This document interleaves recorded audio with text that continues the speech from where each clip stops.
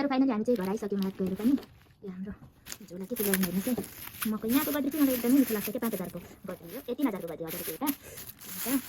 त्यसपछि यो 7000 को चिकन ल्याएको लोकल। त्यसपछि 5000 को अंगुर 5000 को अंगुर चाहिँ साथी। अनि त्यसपछि के ल्याउनु आलु 5000 कति हजार 10000 भयो। 10 10 20000 को सामान लिएर आइसक्यौँ साथीहरु। 20000 को सामान। भेटौँ अर्को भिडियोमा। मेरो मम्मीको भिडियोलाई लाइक कमेन्ट शेयर सब्स्क्राइब गरिदिनुस् भन्नुस् छोरो। हस् गरिदिनुस् ल भन्नुस्। ल भन्नुस् न। ल भन्नुस् न। ल फेरि पनि बाइ गरिदिनुस्। Bye bye. हामीले सामान लिएर आइसक्यौँ हाटबाट भन्नुस् न। हेलो एभ्रिवान, नमस्ते जीवबाम सम्पूर्ण मेरो युट्युब परिवारलाई। तपाईहरु पनि सन्चै हुनुहुन्छ होला। हामी पनि बिल्कुलै सन्चै छौं साथीहरु। आज चाहिँ छोरा र म यता कोरियाको हाट जानलाई हतिया जानलाई रेडी भइसकेको छौं साथीहरु। तपाईहरु पनि हेर्नुस् है साथीहरु, हाटमा के पाइदो रहेछ भनेर।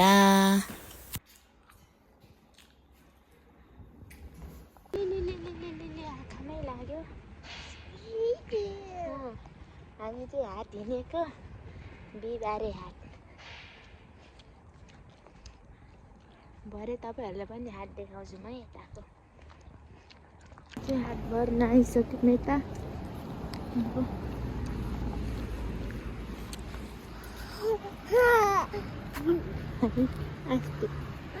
हाट भर्न आउँदा एकदमै खुसी हुनुहुन्छ हो छोरा?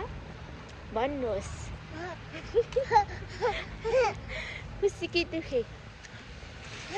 हात चाहिँ लाग्छ कि लाग्दैन हेरौँ है। अब चाहिँ यहाँ पर छ हाट घर, त्यो भित्र नै हो। अब हामी यहाँदेखि रोड क्रस गरेर जान्छौँ। रेड बलिरहेछ, ग्रिन बलेपछि जान्छौँ हाटमा। हाट घर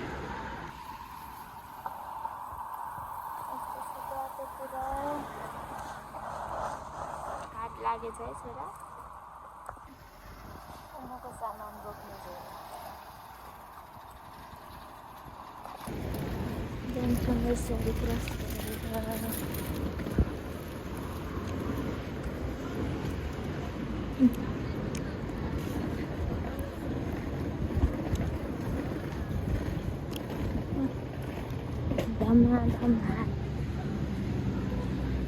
ल अब चाहिँ हामी यता हाट घरतिर आइपुगिसकेको छौँ साथीहरु।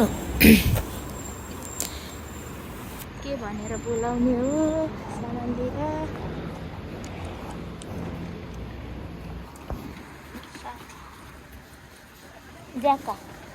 जेका ल यता चाहिँ गेडागौडीहरू रहेछ, सबै कुरा पाउँदो रहेछ। बदाम त्यो केहरू तिलहरू सबै पाउँदो रहेछ। ल यस्तो रहेको छ यता हाटघर भित्रको बजार। यो आफ्नो साइडमा आफ्नो टेन्ट हुँदो रहेछ। टेन्ट राखेर भरे बेलुका सबै हाट घर उठ्ने बेलामा आफ्नो टेन्टहरू चाहिँ आफ्नो एरियामा राखेर जानु हुँदो रहेछ साथीहरु। राम्रोसँग देखाउनै पाएन। बच्चा सम्हाल्नु कि भिडियो खिच्नु कि गाह्रो भयो साथीहरु। के गर्नु, दुःख सुख हेरिदिनु होला यस्तै भए पनि।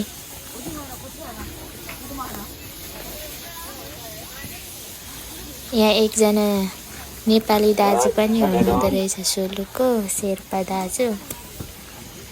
यता यस्तो रहेको छ।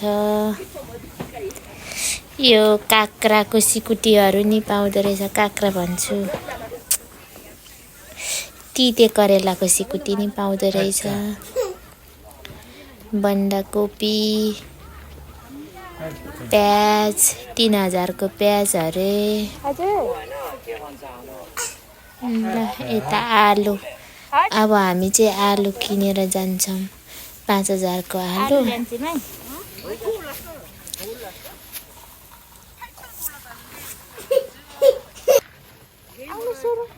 भ्याउनु भएको छैन हजुरआमाले चाहिँ।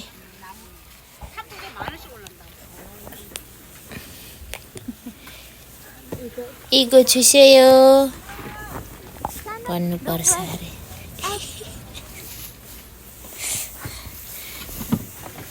ल आलु पनि दिइसक्नु भयो। अब हामी यता मासु लिन आउँछौँ।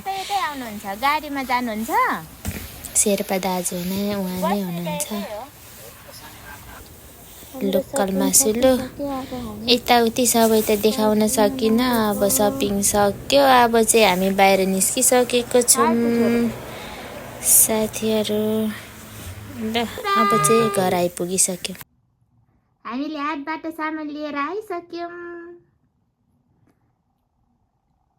अङ्गुर लबर हौ। खोइ बाई बाई गर्नुहोस् न छिटो।